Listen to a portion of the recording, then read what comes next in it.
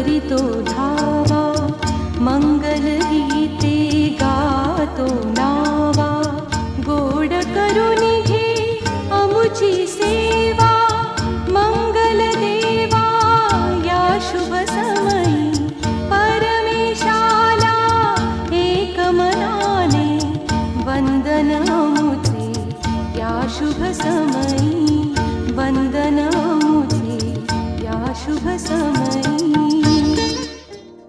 मत्ते या पुस्तकातून घेतलेले वाचन. नंतर असे झाले की हे दाखले सांगण्याचे समाप्त केल्यावर येशू तेथून निघाला आणि स्वतःच्या गावी आल्यावर त्याने त्यांच्या सभास्थानात त्यांना अशी शिकवण दिली की ते आश्चर्यचकित होऊन म्हणाले, हे ज्ञान व अद्भुत कृत्ये करण्याचे हे सामर्थ्य ह्याला कोठून? हा सुताराचा पुत्र ना? ह्याच्या आईला मरिया म्हणतात ना? याकोब, योसे, सिमोन व यहुदा हे याचे भाऊ ना? ह्याच्या बहिणी त्या सर्व आपणाबरोबर नाहीत काय? मग हे सर्व ह्याला कोठून? असे ते त्याच्याविषयी अडखळले. येशूने त्यास म्हटले, संदेष्टाला आपला देश व आपले घर ह्यात मात्र सन्मान मिळत नाही. तेथे त्यांच्या अविश्वासामुळे त्याने फारशी अद्भुत कृत्ये केली नाहीत. हा प्रभूचा शब्द आहे. देवाला धन्यवाद. शालोम, पीस, शांती.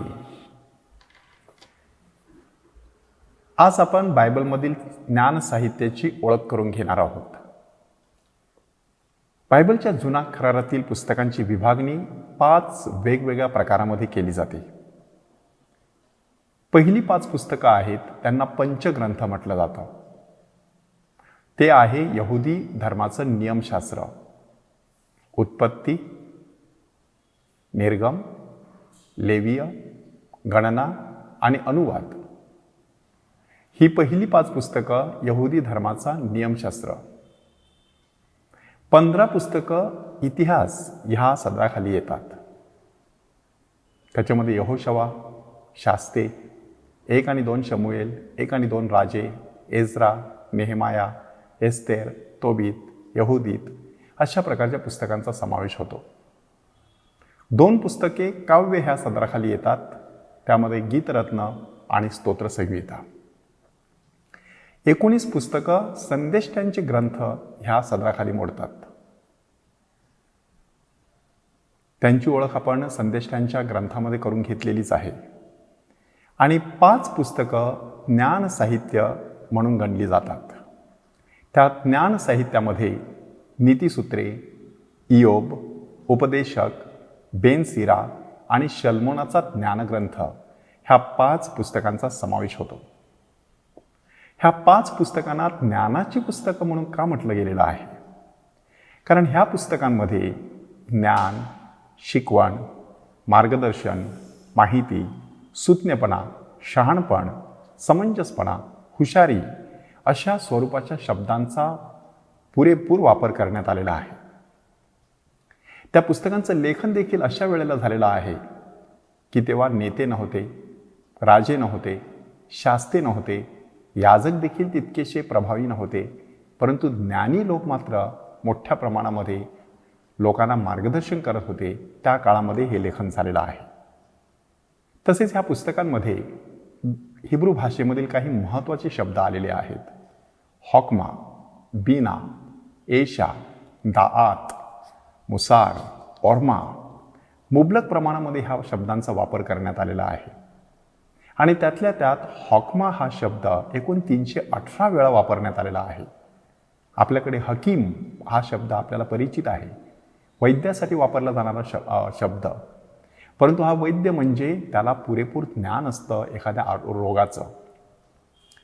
म्हणून ह्या पुस्तकांमध्ये ज्ञानाची थोरवी, ज्ञानाची आवड, ज्ञानाचं उगमस्थान, ज्ञानी असल्याचे फायदे, सुज्ञ स्त्री आणि मूर्ख स्त्री ह्यामधील फरक, ज्ञानाचं स्वरूप अशा विविध अंगांचा विचार करण्यात आलेला आहे.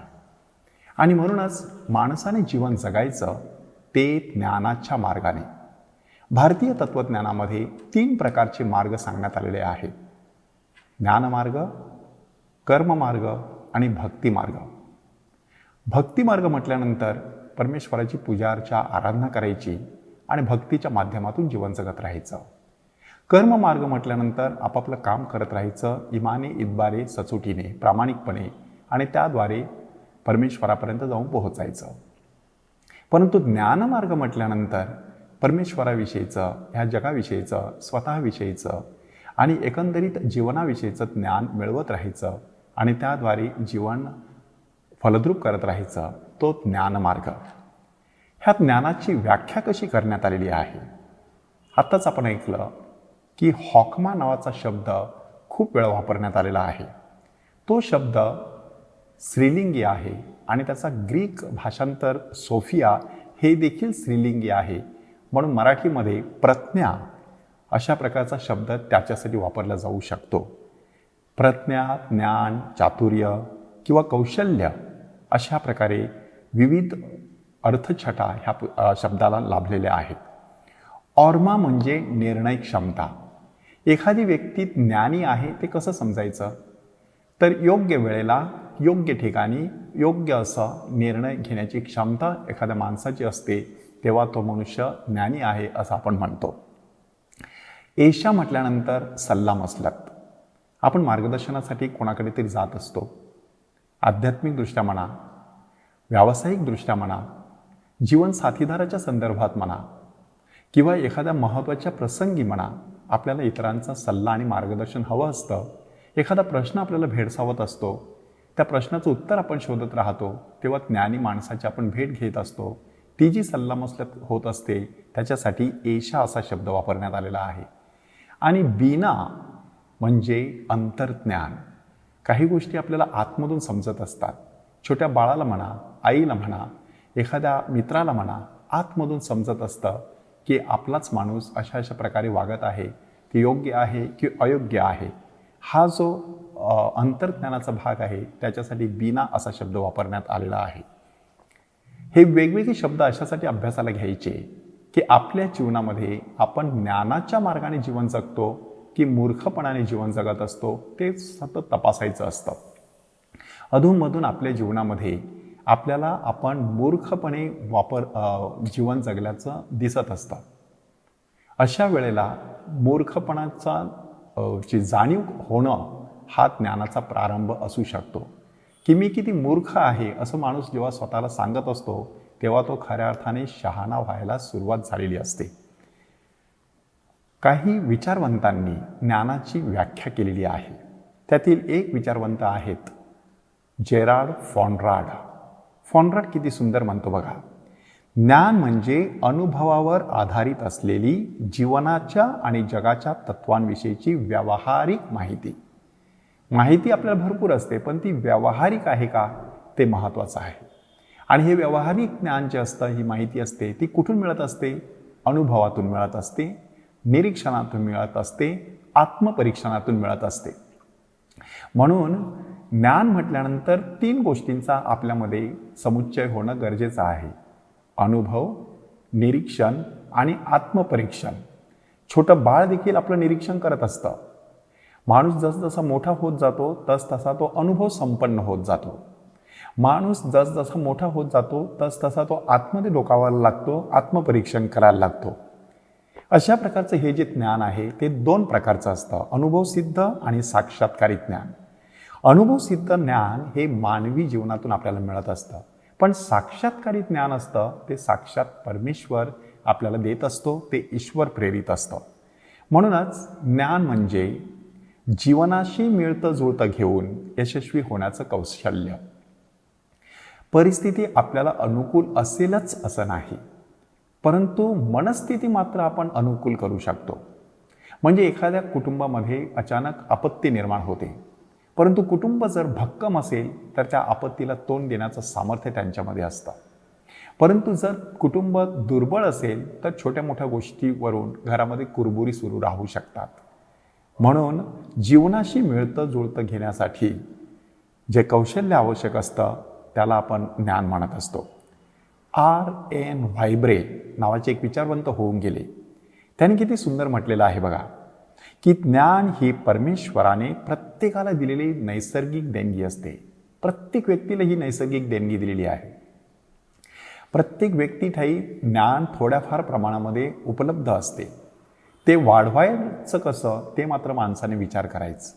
त्याच्यासाठी वाचन, लेखन, श्रवण, मनन, चिंतन, निरीक्षण, आत्मपरीक्षण आणि सातत्याने अभ्यासाचा ध्यास, हे जर आपण करत राहिलो तर नक्कीच आपल्या ज्ञानात सतत भर पडत राहते. एक गोष्ट लक्षात ठेवायची, ज्ञान म्हणजे नुसती माहिती नाही. आज कम्प्युटरमध्ये माहिती उपलब्ध आहे तरी देखील जगामध्ये दुःख भरलेलं आहे. ह्याचा अर्थ असा आहे की माणूस कधीकधी मूर्खपणे वागत असतो. संपूर्ण देश मूर्खपणाने वागू शकतो. एका देशाने केलेली चूक संपूर्ण जगाला महाग पडू शकते. म्हणजे माणसाच्या जीवनामध्ये ज्ञानाचा फायदा किती मोठा आहे आणि मूर्खपणामुळे केवढा मोठा धोका संभवू शकतो ते आपल्या लक्षात येत असतं. R.N. व्हायब्रे ह्या विचारवंतांनी हे जे कौशल्य आहे, जन्मजात असं कौशल्य, त्या कौशल्याची तुलना समुद्रात बोट चालविणाऱ्या खलाशांमध्ये, नांगर धरणाऱ्या शेतकऱ्यामध्ये, छोटी मोठी दुकाने चालवणाऱ्या दुकानदारामध्ये, गरिबांमध्ये, श्रीमंतांमध्ये, स्त्रियांमध्ये, पुरुषांमध्ये, वकिलांमध्ये, डॉक्टरांमध्ये, सुशिक्षितांमध्ये आणि अशिक्षितांमध्ये सुद्धा कमी जास्त प्रमाणात आढळणाऱ्या ज्ञानाची केलेली आहे. म्हणजे शेतकऱ्याचा घाम, विद्वानाची शाई आणि रक्तसाक्षांचं रक्त ह्यांची किंमत परमेश्वराच्या नजरेत सारखीच असते.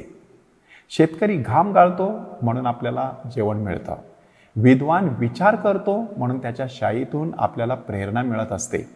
आणि रक्तसाक्षी रक्त सांडत असतो म्हणून आपल्याला जीवन जगण्यासाठी बळ मिळत असतं, दिशा मिळत असते. म्हणून आपल्या जीवन प्रणालीतून, आपल्या कार्यप्रणालीतून, आपल्या विचारसरणीमधून आपण नक्कीच ह्या जगाला सातत्याने ज्ञान देत राहू शकतो. डॉक्टर बाबासाहेब आंबेडकर हे ज्ञानपिपासू होते असं आपल्याला सांगण्यात आलेलं आहे. बऱ्याच वेळेला त्यांचा असा फोटो आपल्याला दाखवला जातो की ते आपल्या अभ्यासिकेमध्ये उभे आहेत, एक पुस्तक उघडलेलं आहे, त्यांच्या पाठीची पार्श्वभूमी आहे ती भरपूर पुस्तकांनी भरलेली आहे. सातत्याने अभ्यास करत असणारा हा माणूस, अखंडची वाचित जावे, दिसा माझी काहीतरी लिहित जावे, असं देखील भारतीय संतांनी आपल्याला सांगितलेलं आहे. अर्थपूर्ण आणि आनंदित जीवन जगण्यासाठी ज्ञान आवश्यक असतं. तिसरे विचारवंत आहेत जेम्स क्रेनशॉ. क्रेनशॉ ह्यांनी ज्ञानाची व्याख्या सुंदररित्या केलेली आहे. परमेश्वर आपल्या अवतीभोवतीचं विश्व आणि इतर व्यक्ती ह्यांच्याशी मानवाचं जे नातं असतं, त्या नात्याच्या प्रकाशात प्रत्येक व्यक्तीने स्वतःचा आत्मशोध घ्यायचा असतो. म्हणजे परमेश्वरासाठी मी कोण आहे ह्याची एकदा जाणीव झाली की एका विशिष्ट पद्धतीने माणूस जीवन जगायला सुरुवात करत असतो. मी परमेश्वराचं लाडकं लेकरू आहे, त्याने मला त्याच्या तळहातावर कोरलेलं आहे, मी त्याला प्रिय आहे, त्याच्या नजरेमध्ये मी मौल्यवान आहे, माझ्यासाठी तो काहीही करायला तयार असतो. त्याने माझ्यावर एवढं प्रेम केलेलं आहे की आपला एकुलता एक पुत्र माझ्यासाठी पाठवला. इथपर्यंत परमेश्वराने माझ्यावरती दया केलेली आहे. माझ्या हातून कितीही मोठी पापं घडली तर त्याहीपेक्षा परमेश्वराची क्षमा मोठी असू शकते. अशा प्रकारे परमेश्वराशी असलेलं जे नातं आहे, त्या नात्याच्या प्रकाशात जेव्हा मी स्वतःचा शोध घेत राहतो तेव्हा मी हळूहळू ज्ञानी बनत असतो. बऱ्याच वेळेला परमेश्वराविषयी आपल्या मनात चुकीच्या संकल्पना असतात. परमेश्वर म्हणजे जणू काही आकाशात बसलेला लांब दाढीधारी म्हातारबाबा, डोळे वटारून जणू काही माझ्याकडे पाहत आहे. मग हृदयामध्ये धडकी भरते. एखाद्याला वाटत असतं की तो जणू काही एखादा जादूगार, म्हणजे आपण सांगितलं काहीतरी जादू करणार. किंवा एखाद्याला वाटत असतं तो एखादा वाणी, त्याला एवढे पैसे द्यायचे की तो तेवढी कृपा देणार. आणखी दुसऱ्याला वाटत असतो की तो जणू काही एखादा न्यायाधीश हातामध्ये हातोडं घेऊन बसलेला आहे आणि सतत ऑर्डर ऑर्डर असे शब्द वापरत आहे. किंवा एखादा दंडुकधारी पोलीस अधिकारी शिटी वाजवून ताबडतोब तुम्ही ट्रॅफिक सिग्नल तोडलेला आहे म्हणून तुम्हाला शिक्षा करण्यासाठी थांबलेला आहे. अशा ज्या काही प्रतिमा असतात त्या प्रतिमांमुळे माणसाला देवाचं भय वाटत असतं. मात्र हे जे भय आहे ते एखाद्या कुत्र्याला घाबरणं, एखाद्या सिंहा वाघासारख्या प्राण्याला घाबरणं, सर्पाला किंवा मांजरीला घाबरणं, त्या घाबरणाऱ्यासारखं ते भय असतं. पण देवाचं भय हा ज्ञानाचा प्रारंभ आहे असं जेव्हा आपल्याला नीतिसूत्राच्या पुस्तकात सांगण्यात आलेला आहे, त्याचा अर्थ असा आहे की परमेश्वराविषयी आपल्यामध्ये आदरयुक्त भीती असली पाहिजे. की आपल्या आजूबाजूला काही आदरणीय व्यक्तिमत्वे असतात, त्या व्यक्ती समोरून आल्या तरी हृदयामध्ये धडकी भरत असते. ती धडकी आदरापोटी असते. परमेश्वराविषयी अशाच प्रकारची धडकी आपल्या हृदयात भरणं गरजेचं आहे. आपल्या आजूबाजूचं जे विश्व आहे त्याच्याशी आपलं एक नातं आहे. असिसीचे संत फ्रान्सिस ह्यांनी सूर्याला भाऊ मानलं, चंद्राला बहीण मानलं, पाण्याला देखील बहीण मानलं. इतकंच ना काय, मृत्यू जवळ आला तेव्हा त्यांनी सांगितलं की oh death queen death my sister come, I want to embrace you. मला तुला माझ्या मिठीत घ्यायचं आहे. अशा प्रकारे आजूबाजूच्या सगळ्या गोष्टींना त्याने बंधू भगिनीच्या नात्याने वागवलं. इतकंच काय, त्याने सांगितलं ते गाढव तिथे उभं आहे ते देखील माझा बंधू आहे, कारण आम्हा दोघांचा पिता एकच आहे. अशा प्रकारे जेव्हा माणूस सभोवतालच्या विश्वाशी आपलं नातं ठेवत असतो त्यावेळेला आणि त्या नात्याच्या संदर्भात जेव्हा स्वतःचा शोध घेत असतो तेव्हा तो खऱ्या अर्थाने ज्ञानी झालेला असतो. मग अशा व्यक्तीला त्या चराचर सृष्टीमध्ये सर्वत्र परमेश्वराचं चैतन्य भरून उरलेलं आहे असं दिसत असतं. आणि तिसरा नातेसंबंध आहे इतरांशी असलेला नातेसंबंध. इतरांच्या दृष्टीने मी नक्की कोण आहे ह्याचा शोध माणसाने पदोपदी घ्यायचा आहे. माझ्या आईसाठी मी कोण आहे, माझ्या पत्नीसाठी मी कोण आहे, माझ्या भावासाठी किंवा बहिणीसाठी मी कोण आहे, माझ्या अधिकाऱ्यासाठी मी कोण आहे, माझ्या मित्रांसाठी मी कोण आहे, ही प्रतिमा सतत तपासत राहायचं. आणि ती तपासत असतानाच आपल्याला मग स्वतःविषयीची प्रतिमा जागृत होत असते, स्पष्टपणे साकारत असते. म्हणून परमेश्वराच्या, सभोवतालच्या विश्वाच्या आणि त्याचबरोबर इतर व्यक्तींच्या प्रकाशात स्वतःचा घेतलेला आत्मशोध म्हणजे ज्ञान आहे असं आपल्याला जेम्स क्रेनशॉ ह्यांनी सांगितलेलं आहे. त्याच्यासाठी छोटासा प्रयोग तुम्ही करू शकता. दुसऱ्या व्यक्तींच्या उपस्थितीमध्ये माझ्या अंतःकरणामध्ये कोणत्या प्रकारची स्पंदनं उमटतात. आपल्याला एखाद्याची भीती वाटते तर एखाद्याचा राग येत असतो, एखाद्याविषयी आदर वाटत असतो तर एखाद्याला आपण तुच्छ लेखत असतो. परमेश्वराच्या उपस्थितीमध्ये काय फिलिंग असतात आपण तपासून पाहायच्या. की आपण देवळामध्ये बसतो, एखाद्या इमाजीसमोर बसतो, साक्रामेंतासमोर बसतो, पवित्र मरीच्या इमाजीसमोर उभे राहतो, क्रुसासमोर उभे राहतो, पवित्र आत्म्याची प्रार्थना करतो, अंतःकरणामध्ये वेगळी स्पंदनं उमटत असतात.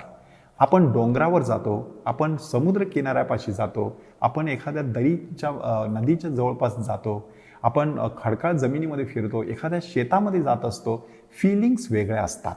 त्यावेळेला कसं वाटतं ते तपासून पाहायचं. त्यातूनच आपण स्वतःविषयी भरपूर काही शिकू शकत आहोत. क्रेनशॉ ह्यांनी म्हटलेलं आहे की देशाटन केले, सभेत बसले, पंडिताशी मैत्रीत केली, भरपूर माहिती मिळवली म्हणून माणूस आपोआपच ज्ञानी होतो असं नाही. तर आपल्याला मिळालेली माहिती प्रत्यक्ष जीवनाला जेव्हा माणूस लागू करत असतो तेव्हा तो ज्ञानी बनत असतो. योग्य वेळी, योग्य ठिकाणी, योग्य ती कृती करण्यासाठी मनाची लवचिकता लागते. म्हणजे समजा परिस्थिती बदलली तर मनस्थितीसुद्धा त्यानुसार आपण ॲडजस्ट करायची आणि आनंदाने, हसऱ्या चेहऱ्याने परिस्थितीला आपण सामोरं जायचं. त्यावेळेला आपोआपच माणूस ज्ञानाचं जणू काही या आसन बनत असतो. कठीण परिस्थितीतून पळवाटा शोधण्यासाठी नव्हे तर परिस्थितीशी 2 हात करण्यासाठी ज्ञान आपल्याला मार्गदर्शक करत असतं. जर आपण पळवाटा शोधण्याचा प्रयत्न केला तर तो मूर्खपणा ठरण्याची शक्यता आहे, तो धूर्तपणा असण्याची शक्यता आहे. अंतरंगात उमलणाऱ्या उदात्त विचार कळ्यांना दाखले, मणी, बोधवचने, सुविचार ह्यांचं वस्त्र पांघरलं की ज्ञान दृश्य स्वरूपात आपल्या अवतीभोवती वावरत राहतं. ह्या वाक्याचा आपण व्यवस्थितपणे अर्थ समजून घेण्याचा प्रयत्न करूया. अंतरंगात उमलणाऱ्या उदात्त विचार कळ्यांना म्हणजे आतमध्ये बरेचसे विचार येत असतात. तुमच्याही मनामध्ये येतात, साध्या बालकाच्या मनामध्ये येतात, अशिक्षित व्यक्तीच्या मनामध्ये येतात, दुष्टाच्या मनामध्ये देखील येत असतात. सर्वांच्या मनामध्ये विचार कळ्या जणू काही उमलत असतात. त्यांना दाखल्याचं स्वरूप द्यायचं. प्रभू येशू ख्रिस्ताने नेमकं तेच केलेलं आहे की तो ह्या जगामध्ये वावरला. त्याने लोकांमध्ये राहून त्यांच्या जीवनाचा अंदाज घेतला. तो कोळी लोकांबरोबर समुद्रामध्ये फिरला, शेतकरी लोकांबरोबर शेतांमध्ये देखील फिरला शेतामधून फिरत असताना त्याच्या शिष्याने कणसे ओरबडून काढली असं आपल्याला सांगण्यात आलेलं आहे. किंवा तो जमिनीवरून फिरलेला आहे, जमिनीवरती तो धुळीमध्ये धुळाक्षरे गिरवत असताना त्या व्यभिचारी स्त्रीला पकडण्यात आलं, त्यावेळेला त्याचं ते चित्र आपल्याला समोर दिलेलं आहे. हे सगळं करत असताना त्याने हे सगळं टिपलं आणि ते सगळं ज्ञान रात्रीच्या काळोखात परमेश्वराच्या उपस्थितीत प्रार्थनेच्या वातावरणामध्ये दाखल्यांच्या रूपाने आपल्या मनामध्ये तयार केलं आणि आपल्या लोकांना नंतर दिलेलं आहे. दाखले म्हणा, म्हणी असतात, बोधवचने असतात, सुविचार असतात, ही जणू काही वस्त्रे पांघरलेली असतात आतमधल्या विचारकळ्यांनी. मग त्यांना ज्ञानाचं स्वरूप मिळत असतं. म्हणून आपल्या मनामध्ये जे विचार येत असतात ते शब्दबद्ध करण्याचा प्रयत्न करायचा, त्यामध्ये ज्ञानकण असण्याची शक्यता असते. रोलन मर्फी नावाचे एक विचारवंत होऊन गेले. रोलन मर्फी ह्यांनी देखील ज्ञानाची तुलना बोटीच्या कप्तानाशी केलेली आहे. हा कप्तान जो असतो तो कौशल्याने बोटीतील प्रवाशांना सुखरूपपणे पैलतीरी नेत असतो. तसा ज्ञानी माणूस जीवनाच्या प्रवासात सर्वसामान्यांना मार्गदर्शन करत असतो. म्हणजे बोटीमधून एका किनाऱ्यावरून दुसऱ्या किनाऱ्यावर जायचं असेल तर तो कप्तान त्याच्या ठायी कौशल्य असावं लागतं. दरम्यानच्या काळात वादळ वारे असू शकतात, फार मोठी गर्दी झाली तर कौशल्याने त्यांना सर्वांचा समतोल साधून पहिलं तरी न्यायचं असतं. हे जे कौशल्य आहे ते कौशल्य म्हणजे ज्ञान, असं आपल्याला रोलन मर्फी यांनी सांगितलेलं आहे. हे झालं सर्वसाधारणपणे ज्ञानाचं स्वरूप. ज्ञान नक्की काय असतं, त्याच्यासाठी शब्द कोणते वापरले जात असतात, त्याच्या व्याख्या कोणकोणत्या आहेत त्या आपण पाहिल्या. आता आपण जुन्या करारातील ज्ञानसाहित्याकडे वळत आहोत की जुन्या करारातील ज्ञानसाहित्य एकूण 4 टप्प्यांमध्ये विकसित झालेलं आहे. ते 4ही टप्पे फार महत्त्वाचे आहेत. पहिला टप्पा आहे इस्रायलची करार परंपरा. इस्रायलला कराराची परंपरा होती. परमेश्वराने इस्रायली लोकांना निवडलं, त्यांच्याशी करार केला आणि सातत्याने तो त्यांच्याशी करार करत राहिला, त्या कराराचं नूतनीकरण करत राहिला. त्याच्यामधून इस्रायल शिकत गेलं. इस्रायली लोकांना काही गोष्टी समजत गेल्या आणि त्याद्वारे ते जीवन जगत राहिले. ह्या करारा परंपरेमध्ये एकूण 6 करार ठळकपणे आपल्याला दिसून येतात. उत्पत्तीचं पुस्तक अध्याय 3 जर आपण वाचलं तर त्या ठिकाणी मानवाचं अधःपतन झाल्याचं आपल्याला वाचायला मिळेल. ते अधःपतन झाल्यानंतर परमेश्वराने आदाम आणि एवा ह्यांच्याशी करार केला. सर्पाला त्याने शाप दिला, तू पोटाने चालशील आणि आयुष्यभर माती खाशील. स्त्रीला त्याने जणू काही एक शाप दिला की तू प्रसूती वेदना सहन करशील. आणि पुरुषाला देखील एक प्रकारचा शाप देण्यात आला की तू निढळाच्या घामाने स्वतःची भाकर मिळवेल.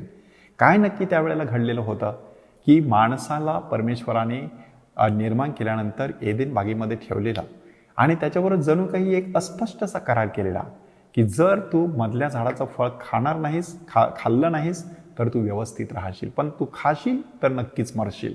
आणि माणसाने नेमकाच तो देवाचा शब्द मोडला.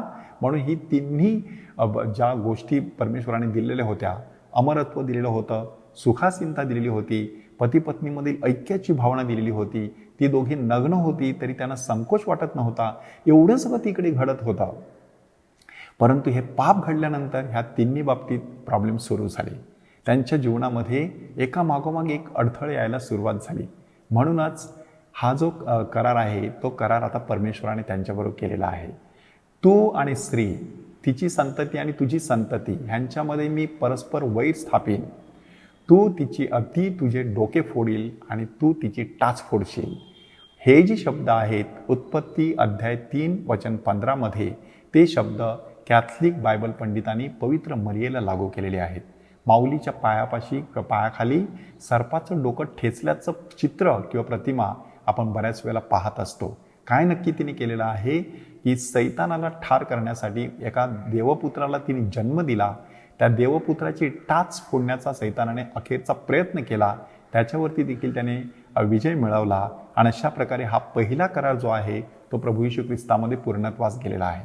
दुसरा करार केलेला आहे तो नोहाशी केलेला आहे की जलप्रलय आणल्यानंतर संपूर्ण सृष्टी धुवून पुसून लख्ख साफ केल्यानंतर देवाने नोहाशी करार केला. त्या कराराचं एक चिन्ह म्हणजे आकाशामध्ये मेघधनुष्य ठेवलं. मेघधनुष्य कसं तयार होत असतं पाण्यामधून, पाण्याच्या ओघामधून किंवा पाण्याच्या फवारामधून जर प्रकाश किरण गेले तर ताबडतोब त्या ठिकाणी आपल्याला 7 रंग दिसायला सुरुवात होत असतात. तशा प्रकारचं मेघधनुष्य आपल्याला पावसाळ्यामध्ये दिसत असतं. पावसाळ्यामध्ये मेघाने पाण्याने भरलेले ढग असतात, त्यांच्यामधून सूर्यप्रकाश जातो तेव्हा आपल्याला मेघधनुष्य दिसत असतं. काय नक्की घडत असतं बघा, पाणी हे सर्वसामान्य जीवन आहे, प्रकाश हे असामान्य जीवन आहे.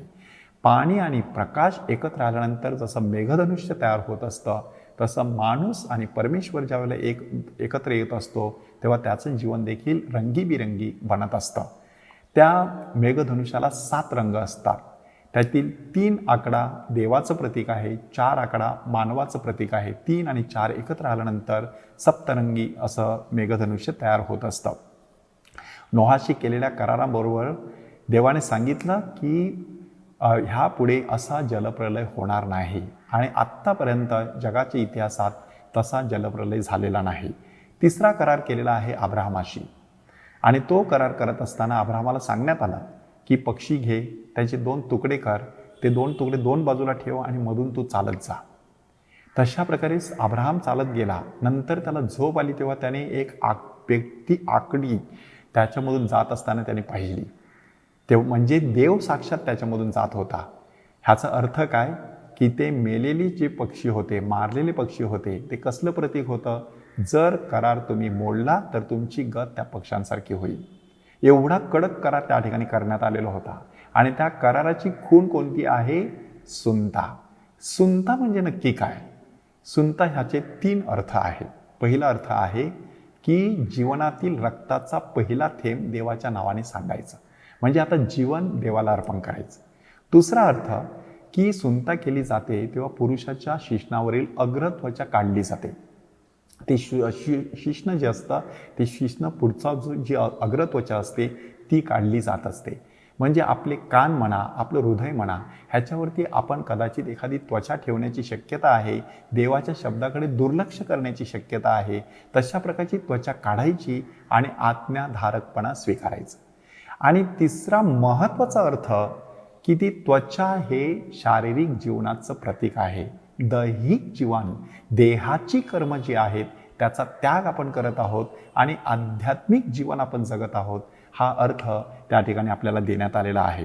अब्राहमाबरोबर केलेल्या खुणेमध्ये, करारामध्ये सुनतेची खूण देण्यात आलेली होती. त्यानंतर मोशे करवी परमेश्वराने जो करार केला त्यामध्ये 10 आज्ञांच्या पाट्यांची खूण देण्यात आलेली आहे. त्या 10 आज्ञांचं पालन करायचं आणि परमेश्वराचा आशीर्वाद मिळवायचा. त्या आज्ञा पायदळी तुडवायच्या आणि विनाशाच्या दिशेने वाटचाल करायचं. त्यानंतर शमूएलाच्या दुसऱ्या पुस्तकातील अध्याय 7 ते 12 ह्याच्यामध्ये परमेश्वराने दावीदाशी करार केला की तुझं राजासन अढळ राहील, त्याचा अंत कधीच होणार नाही. पुढे देवदूत मरियेला भेटतो तेव्हा नेमके तेच शब्द उच्चारतो की तो याकोबाच्या राजासनावर राज्य करील, त्याच्या राज्याचा अंत होणार नाही. आणि शेवटी इर्मया संदेष्टाकरवी नवीन करार परमेश्वराने केलेला आहे. ह्याला नवीन करार असा शब्द का वापरण्यात आलेला आहे? कारण जुना करार जो मोशे करवी करण्यात आलेला आहे तो दगडी पाट्यांवरती लिहिलेला होता. परंतु हा नवीन करार जो आहे, परमेश्वर म्हणतो मी तुमच्या अंतःकरणावरती लिहीन. तो अंतःकरणावरती लिहिलेला जो करार आहे तो करार आतमधून आपल्याला मार्गदर्शन करत असतो. म्हणजे आपल्या हृदयपटलावरती परमेश्वराने आता हा करार लिहिलेला आहे. आता ह्या सगळ्या 6 करारांचा संबंध ज्ञानसाहित्याशी आहे. परमेश्वर मात्र सातत्याने ह्या करारामध्ये विश्वासू राहिला, माणूस अविश्वासू राहिला. म्हणून सातत्याने परमेश्वर त्याच्याशी नवा करार करत राहिला आणि आपलं ज्ञान त्याला देत राहिला.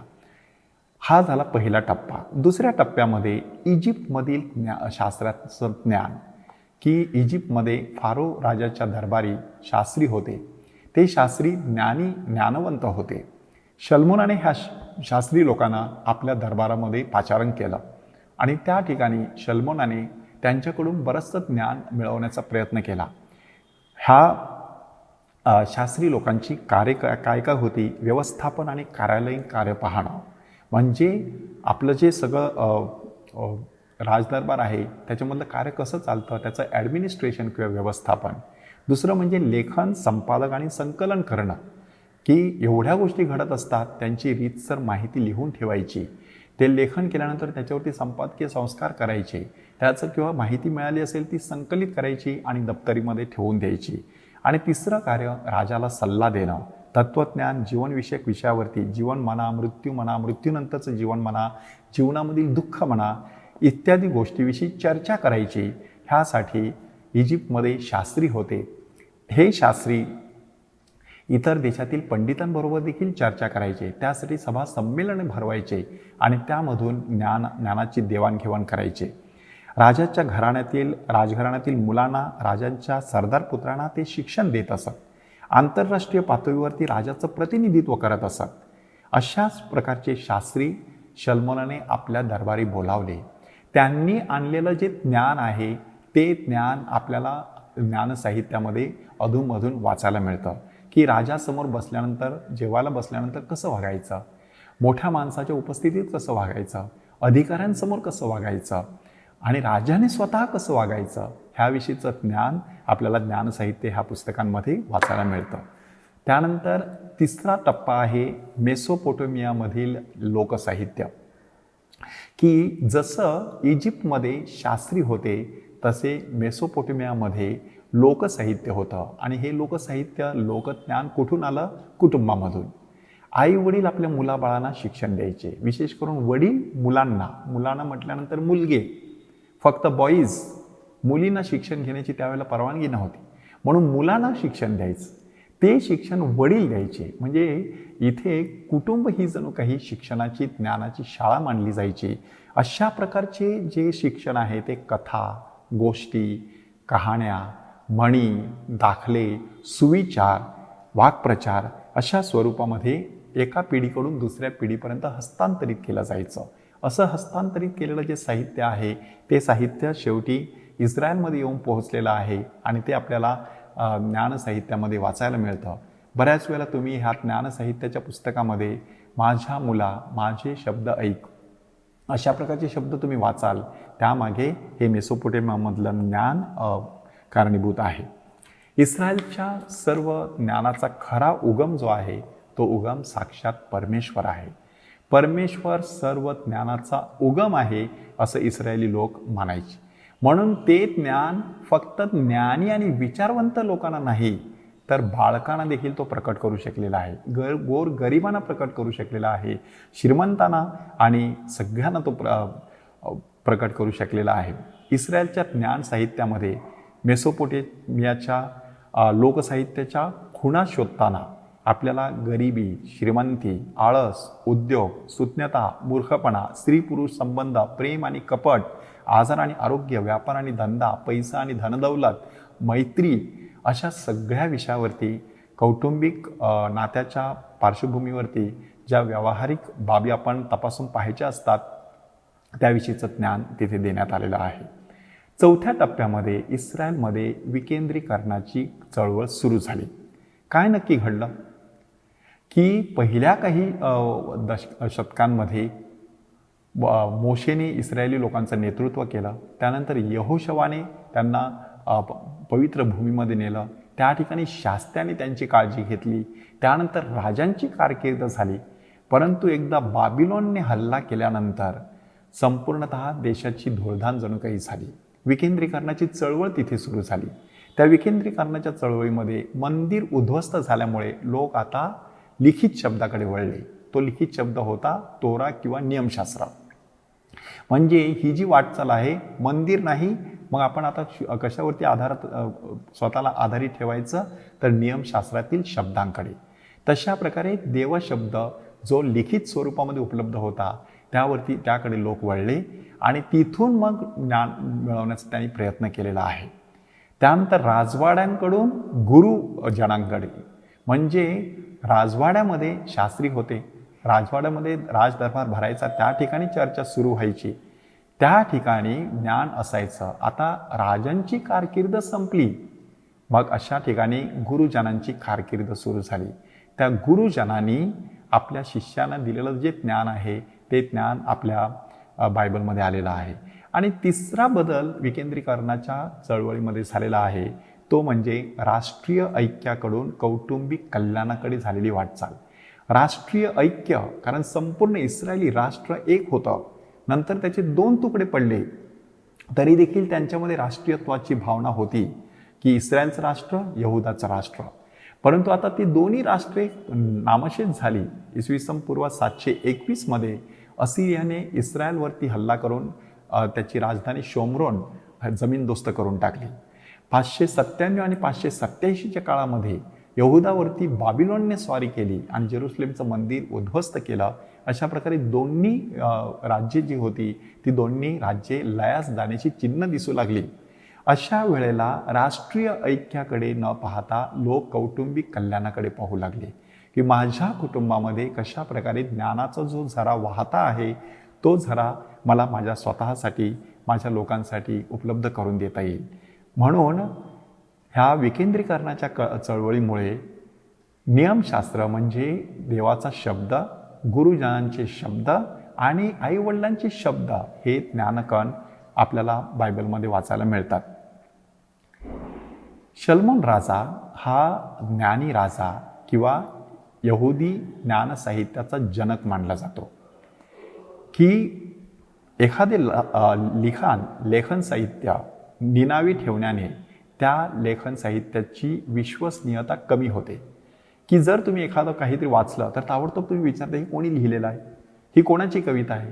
ही समजा अमुकाची कविता असेल, नामवंत अशा कवीची कविता असेल, मंगेश पाडगावकरांची असेल, विंदा करंदीकरांची असेल, कुसुमाग्रजांचं एखादं नाटक असेल किंवा एखादा लेख असेल तर आपण चटकन त्या शब्दांना मोठं प्राधान्य देत असतो.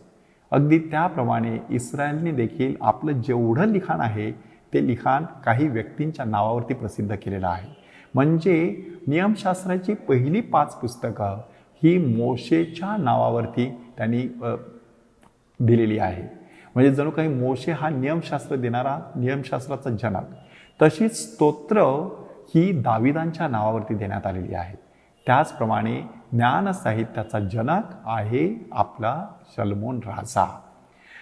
शलोमोन राजाला यहुदी धर्मपंडितांनी ज्ञान साहित्याचा जनक असं म्हटलेलं आहे. त्याला एकूण 4 कारणं आहेत. पहिलं कारण आहे गिबोन येथे त्याला पडलेलं स्वप्न. गिबोन ह्या ठिकाणी इस्रायली लोकांचं प्रार्थनेचं उच्च स्थान होतं. त्या ठिकाणी शलोमोन राजा स्वतः यज्ञबळी अर्पण करण्यासाठी जात असे. असाच एक दिवस प्रार्थनेला गेला असताना परमेश्वराने त्याला दर्शन दिलं आणि त्याला सांगितलं तुला जो वर पाहिजे तो माग. त्यावेळचे राजे 3 प्रकारचे वर मागत असत की आपल्या शत्रूंवरती विजय, भरपूर धनसंपदा आणि आपल्याला मिळालेलं आयुष्य ते दीर्घायुष्य असावं. अशा प्रकारे 3 गोष्टी त्यावेळचे राजे मागायचे. परंतु शलोमोनाने ते काहीच मागितलं नाही. तर त्याने सांगितलं मला माझ्या लोकांचा न्याय करता यावा म्हणून मला सावधान चित्त दे आणि विवेक बुद्धी दे. त्याने परमेश्वर प्रसन्न झाला आणि त्याने सांगितलं की ह्या 3पैकी तू काहीच मागितलं नाही म्हणून ह्या जगात होऊन गेलेला नाही एवढा असा थोर राजा तू होशील. तू इतका बुद्धिमान होशील की त्याच्यापुढे कोणच टिकाव धरू शकणार नाही. आणि इतका बुद्धिमान माणूस शलोमोन राजा दीर्घायुष्यसुद्धा झाला. त्याच्या कारकिर्दीमध्ये इस्रायलच्या राज्याला मोठी सुवर्णकाळ येऊन गेला. इतकंच नाही तर शलोमोन राजाच्या काळामध्ये एकही युद्ध झाला नाही. त्याच्या नावामध्ये शांती आहे, शालोम. एकही युद्ध घडलं नाही म्हणून त्याला भरपूर वेळ मिळाला मंदिर बांधण्यासाठी आणि स्वतःचा राजवाडा बांधण्यासाठी. त्या व्यतिरिक्त त्यांनी बारीक सारीक मोठी मोठी शहरं देखील बांधली. हे सगळं तो करू शकलेला आहे ज्ञानाच्या जोरावरती. म्हणजे त्यांनी मागितलेला जो वर आहे तो वर किती महत्त्वाचा आहे बघा. आता आपण स्वतःला एक प्रश्न विचारायचा, परमेश्वराकडे आपण नक्की काय मागत असतो? बऱ्याच वेळेला परमेश्वराकडे आपण भौतिक गोष्टी मागत असतो की मला चांगलं घरदार दे, मला चांगली बंगला गाडी दे, मला भरपूर पैसा दे, मला चांगली नोकरी दे, माझ्या मुलीला चांगला वर दे, माझ्या मुलाला चांगली बायको दे. हे सगळं आपण ह्या जगामध्ये ठेवून जाणार आहोत. परंतु ज्ञान जे आहे ते अमर आहे. आपल्याला जे ज्ञान मिळालेलं आहे ते पूर्वापार चालत आलेलं आहे. त्याच्यात परमेश्वर आणखी भर टाकून पुढच्या पिढीसाठी ते ज्ञान देत असतो. म्हणून आपण तपासून पाहायचं आहे आपण ज्ञानाची कास कशी धरू शकतो. दुसरा टप्पा त्याच्या जीवनामध्ये आलेला आहे तो म्हणजे त्याची परीक्षा घेतली गेली, त्याच्या ज्ञानाची परीक्षा. प्रसंग कसा आहे की 2 वेश्या एकाच घरामध्ये राहायच्या, दोन्ही बाळंत झाल्या, दोन्हींना मुलं झाली आणि रात्रीच्या वेळेला एका स्त्रीच्या अंगाखाली तिचं मूल पडलं आणि चिरडून मरण पावलं. ती जेव्हा जागी झाली तेव्हा आपलं बाळ मरण पावलेलं आहे हे तिच्या लक्षात आलं, म्हणून तिने हळूच आपलं बाळ दुसऱ्या स्त्रीच्या कवेत ठेवलं आणि तिचं जिवंत बाळ स्वतः घेतलं. ती बाई दुसऱ्या दिवशी जागी झाल्यानंतर तिने बघितलं तर हा मुलगा माझा नाही. त्याच्यावरून आता दोघी भांडू लागल्या. आता परिस्थिती कशी आहे बघा, रात्रीची वेळ, कोणी साक्षीदार नाही, घटना घडून गेलेली आहे. आता ह्याच्यामध्ये कोणीतरी एक जण खोटं बोलत आहे आणि कोणीतरी एक जण खरं बोलत आहे. पण ते शोधून काढायचं कसं? जी खोटं बोलत आहे ती सत्य सांगणार नाही, जी खरं बोलत आहे तिला सत्य सिद्ध करता येणार नाही, कारण तिथे कुठलाच पुरावा नाही. अशा पार्श्वभूमीवरती राजा काय करतो बघा. राजा मातृवात्सल असलेल्या स्त्रीच्या हृदयाला स्पर्श करतो आणि सांगतो, एक तलवार आणा, ह्या बाळाचे 2 तुकडे करा. त्यावेळेला जी खरी आई होती तिच्या हृदयाला स्पर्श झाला, तिचं हृदय तिळतिळ तुटू लागलं आणि तिने सांगितलं, त्याला मारू नका, ते बाळ माझं आहे, ते कुठेतरी जिवंत राहील, त्याला जिवंत राहू द्या. परंतु जी स्त्री विकृत होती, दुष्ट होती, जिने ते कारस्थान केलेलं होतं, तिने सांगितलं, ना तो तुझा ना तो माझा, करा त्याचे 2 तुकडे. त्याच्यावरून राजा समजला हे बाळ त्या स्त्रीचं नसून त्या पहिल्या स्त्रीचं आहे.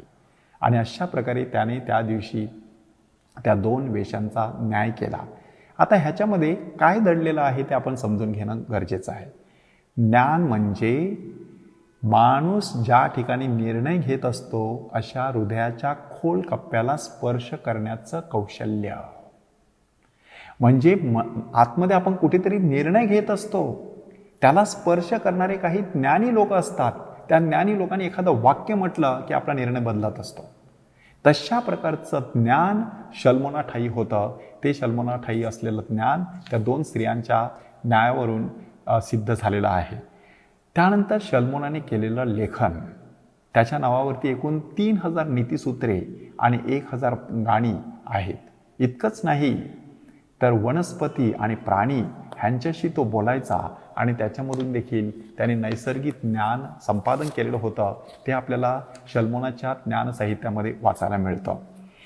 त्यानंतर 4थी गोष्ट आहे शबाच्या राणीने दिलेली भेट, की शबाच्या राणीने शल्मोन राजाला भेट दिली.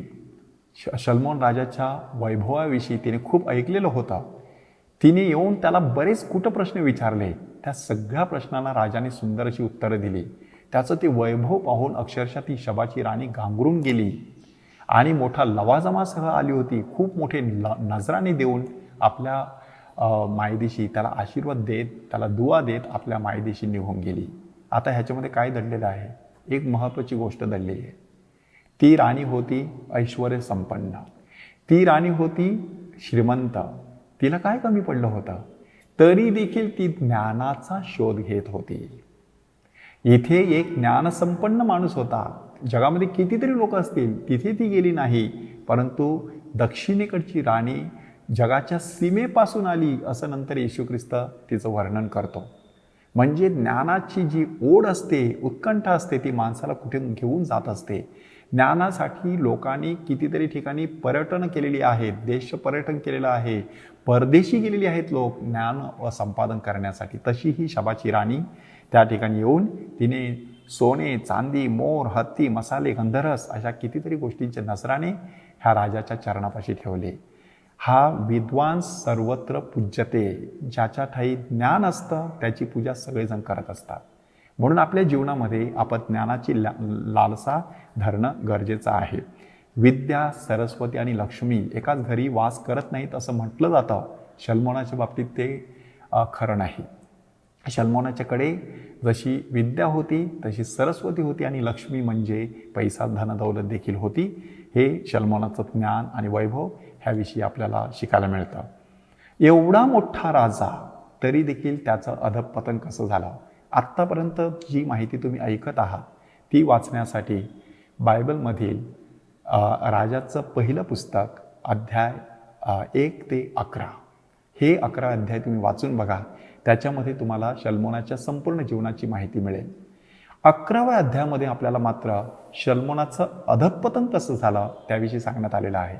एवढा मोठा राजा कशा प्रकारे त्याचं अधःपतन झालं? परमेश्वराने त्याला सांगितलेलं होतं, तू जर तुझे पूर्वज तुझे वडील दावीद यांच्या चाल चलणुकीनुसार चाललास तर तुझी समृद्धी होईल, प्रगती होईल. मात्र तू तसा चालला नाहीस तर तुझी अधोगती ठरलेली आहे. आणि विशेष महत्त्वाची गोष्ट कोणती होती? ते कसे चालले? परमेश्वराच्या आज्ञेनुसार.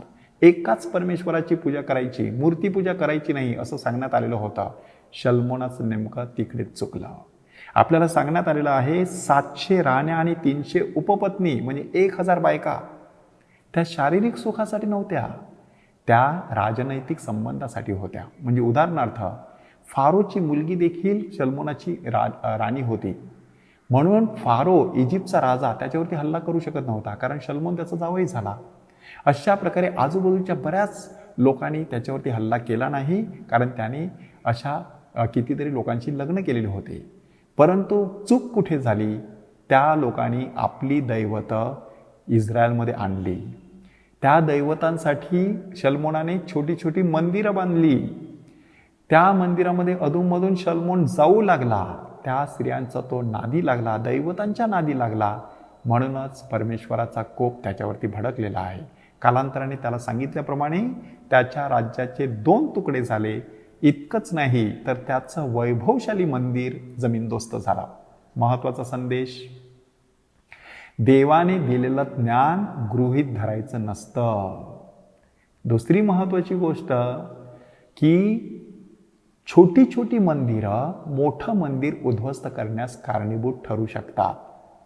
कोणती ती छोटी छोटी मंदिरं आहेत? जीवनामधील छोट्या छोट्या गोष्टी ज्या परमेश्वराच्या विरुद्ध असतात त्या गोष्टी संपूर्ण जीवनाला जमीनदोस्त करू शकतात. एक तडा गेला म्हणून टायटॅनिक सारखी एवढी मोठी बोट समुद्राच्या तळाशी जाऊन पोहोचली, तसं जीवनामध्ये एक छोटीशी गोष्ट तुमचं संपूर्ण जीवन नेस्तनाबूत करू शकतं. म्हणून शल्मोन राजाकडून आपल्याला हे शिकायचं आहे की ज्ञानाची देणगी आपणा सर्वांना मिळू शकते. आज आपण ज्ञानाच्या साहित्याविषयी नुसती तोंडओळख करून घेतलेली आहे. दुसऱ्या भागामध्ये ज्ञानाची जी 5 पुस्तकं आहेत त्या 5 पुस्तकांची तोंडओळख आपण करून घेणार आहोत. म्हणून आज हे जे ज्ञान मिळालेलं आहे त्याच्यावरती थोडंसं चिंतन करायचं, स्वतःच्या जीवनाकडे वळून बघायचं की मी ज्ञानमार्गाने जीवन जगत आहे की मूर्खपणाने जीवन जगत आहे. पवित्र मरिया ज्ञानाचं आसन आहे. प्रभू परमेश्वर ज्ञानाचा उगम आहे. पवित्र आत्मा ज्ञान, शहाणपण, समंजसपणा देणार आहे. प्रभू येशू ख्रिस्त शल्मोनापेक्षाही थोर आहे. अशा आपल्या परमेश्वराकडे ज्ञानाची देणगी मागूया, त्या ज्ञानाचा चांगला सदुपयोग करूया आणि त्याद्वारे आपलं आणि इतरांचं जीवन सुखमय करूया. शालोम, पीस, शांती.